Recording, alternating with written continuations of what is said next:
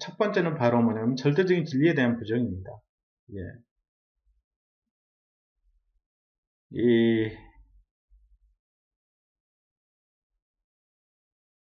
이 현대의 디지털 문명을 보면 예전에는 이 종교라고 하는 게 세계관이나 우주관을 제공을 했고 인문학이라고 하는 것들이 법은 규범, 철학은 도덕, 사회학, 역사학이나 문학이나 예술은 가치가 우리가 남겨야 될 가치가 무엇인가 이런 거에 대한 얘기를 해줬고요.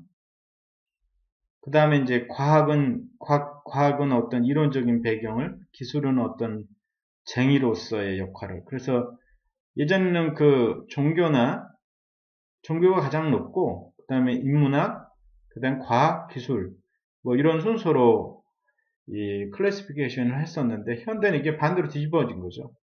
기술이라고 하는 과학기술 문명을 선도합니다. 네, 애플의 잡스를 보면은 그걸 알 수가 있는 거죠. 그 다음에 과학이 전체적인 우주관을, 그러니까 종교가 줬던 우주관을 대표하고 있고, 그 다음에 인문학, 종교 순으로. 그러니까 현대 문명은 기술이 더 앞선다는 거죠.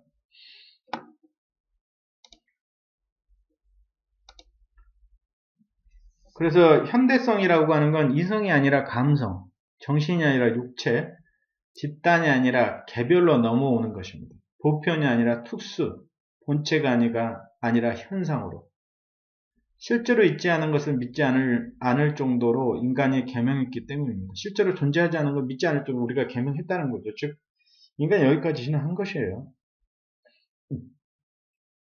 현대 이런 특성들은 철학적 사조가 아닌 인간의 진화가 도달할 수밖에 없는 단계라고 볼 수가 있습니다. 자, 그래서 이 현대성, 포스트 모더니즘의 핵심 가치는 절대적인 진리에 대한 부정입니다. 그렇기 때문에 어떤 핵심 가치를 딱딱딱 얘기하기 힘들거든요. 예를 들어 근대성이다 그러면 정신적인 측면에서는 합리주의, 이성주의, 그 다음에 사회적인 체제로서는 어떤 계몽주의를 통한 민주주의, 그 다음에 경제적인 측면에서는 농업사회를 보는 산업사를 이렇게 얘기할 수가 있지만 어떤 특정한 가치로 이 정의가 상당히 힘듭니다.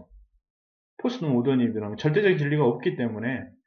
그러나 이제 우리가 여러 가지 것들을 생각해 볼 만한 이 포스트 모더니즘을 커버할 만한 것들을 우리가 생각할 수가 있는 거죠.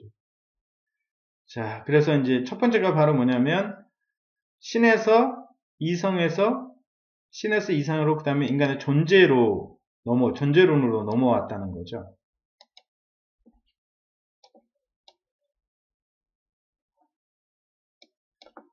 존재론과 같은 존재론이라고 하는 거는 이런 겁니다. 하이데거의 존재 시간에서 나오는 그런 얘기들인데, 자, 저기 바깥에 화단에 그, 그, 화단에 꽃을 하나 보죠. 예를 들면 장미를 한번 보자고요. 저 장미라고 하는 것이 과연 어떤 특정한 목적을 위해서 존재하는 걸까요? 우리가 신의 가치를 발현하기 위해서 우리가 인간에 존재하는 것처럼 그럴까요? 자, 한번 보시자고요. 저 장미라고 하는 게, 예를 들어 내가 사랑하는 사람이 있는 사람은, 내가 저 장미를 갖다가 내 사랑하는 사람한테 주면 내 사랑하는 사람이 되게 좋아할 거다 생각을 할 거예요. 그죠? 그 다음에 만약에 내가 꽃 파는 가게에 있으면 저 장미를 꺾어다 팔면 돈이 얼마 생길 거다. 아니면 내가 하나님 믿는 사람이면 내가 저거를 꽂아다가 성당에다가 이렇게 꽂아 놓으면은 그때 하나님의 가치를 아름다움을 할 거다. 근데 그거는 우리 인간의 생각이고 장미 하나만 한번 생각해요. 장미가 과연 그런 목적 때문에 태어났나요? 그렇지 않잖아요. 장미는 자기 스스로 이 존재하는 것만으로도 의미를 가지고 있는 거거든요. 그래서 이 존재라고 하는 거는 내가 나라는 존재 자체가 어떤 특정한 목적이나 가치나 의미를 가지기 위해서 태어난 존재가 아니라 내 스스로 그 존재 스스로가 의미를 가진다는 거죠. 그래서 하이데거는 우리를 그 존재론에서 존재 시간이라는 것을 주로 얘기하는 게 이 세상의 모든 존재하는 것은 의미가 있다라는 거고 존재하지 않은 것은 또 의미가 없다라는 거죠. 즉, 이 세상에 존재하는 것 중에 의미 없는 것은 없고 존재하지 않은 것은 의미가 없다라고 얘기하는 거죠. 근데 이러한 존재론에 대한 가치들은 여러 어떤 철학자들에 의해서도 얘기가 되고 있습니다. 그래서 뭐 하이데거 거의 그 대별된 사르트르라고 하는 철학자는 한 사람의 존재의 가치는 인류 전체의 존엄성의 가치와 같다라고 얘기를 했고요. 그 다음에 이 세상에 있는 것만 있고 없는 것은 없다. 파르메데스라고 하는 고대 그리스 철학자인데 서양 철학의 존재론의 효시입니다. 근데 이 중요한 포인트는 이 그리스 시대에도 이미 존재론에 대한 감각을 이미 철학자들이 가지고 있었다는 건데 왜 이 그리스 철학이 계속 유지되니부터 중간에 중세로 갔는지 참 웃기는 얘기죠. 동양에서도 보면 곽상이라고 하는 중국 서진의 사상가가 있습니다. 주요 소설을 장자주, 독화론을 쓴 사람인데 그 사람이 모든 개별적 존재들은 완결된 존재이다라고 얘기를 했거든요. 동양에도 이미 존재론에 관련된 얘기가 벌써 그 중국 서진 시대에도 있었다는 거죠. 그 다음에 이 무신론자들이 죽음에 대한 문제 해결의 방법으로도 이 존재론을 씁니다.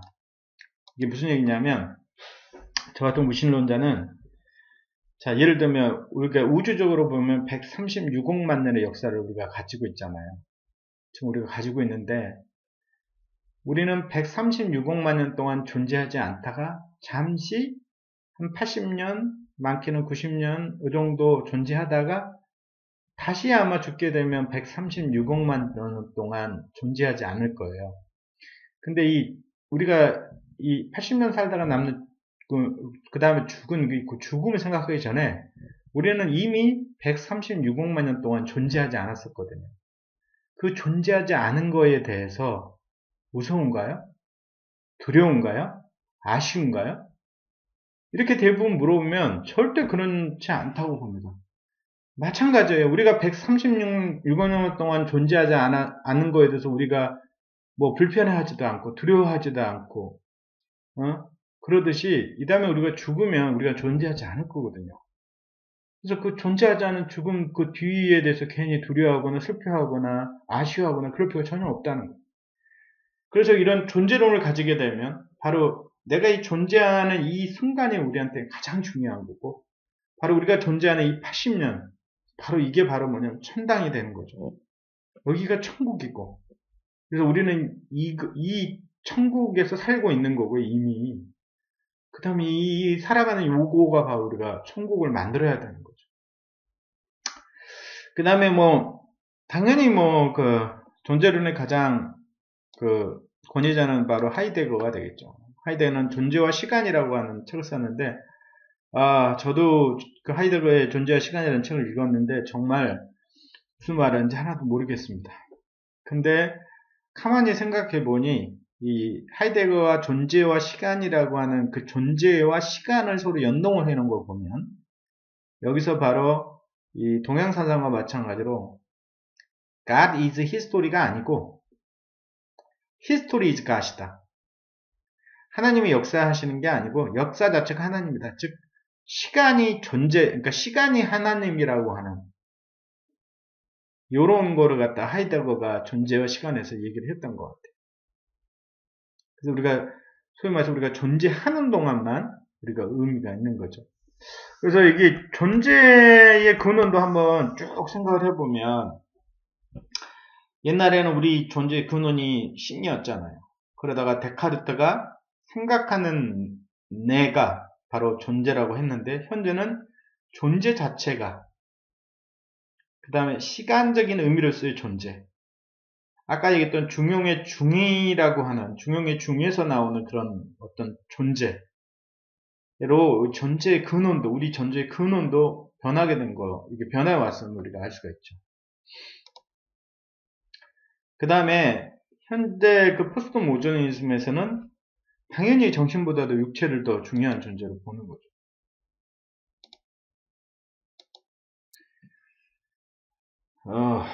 정신보